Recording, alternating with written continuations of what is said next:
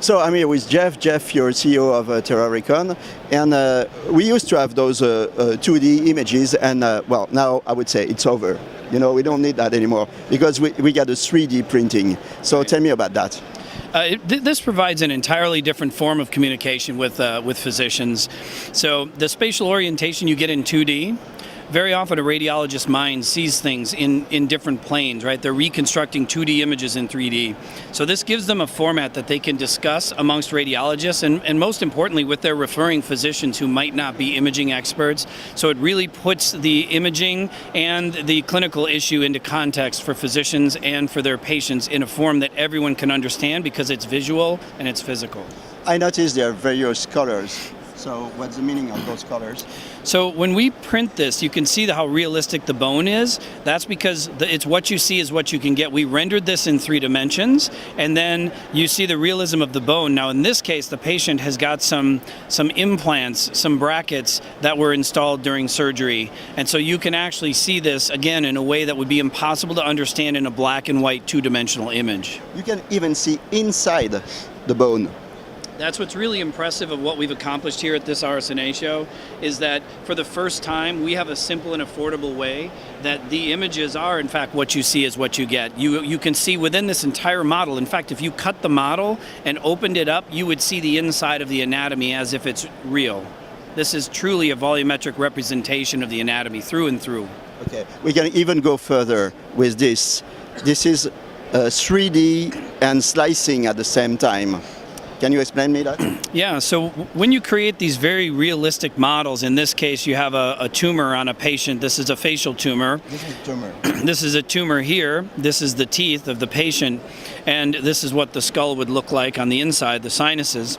And so you might wonder if you were going to extract this tumor or perform surgery on this tumor, how you would go about that surgery. And so you need to see not only that there is a tumor, but you need to understand the makeup of that tumor and its orientation to the teeth and to the jaw and to the tissue that you want to save.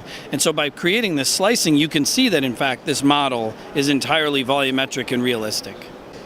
So, and we can even go further with this helmet. You know, with this helmet, I can actually go inside the images. You know, and say, for example, bigger, and it's going to enhance huge. Well, and I can really travel around the images, inside the images. Yeah. So this is a big improvement. So what you're looking at, that's the Microsoft HoloLens, and we've applied that technology to medical imaging for physicians. So you may have a model like this that's in the physical world, but very often physicians need to collaborate on images that they couldn't possibly have a physical model all in the same place. And so now with this technology, you can have models that are in the imaging world within our viewers, you can have it in the 3-dimensional physical world in the form of these very realistic models, and you can have them in the holographic world, so you can actually step inside and around the anatomy and collaborate with other physicians. So it's really adding many dimensions to how physicians can interact with images and provide better patient care. Is this the future, or is this present?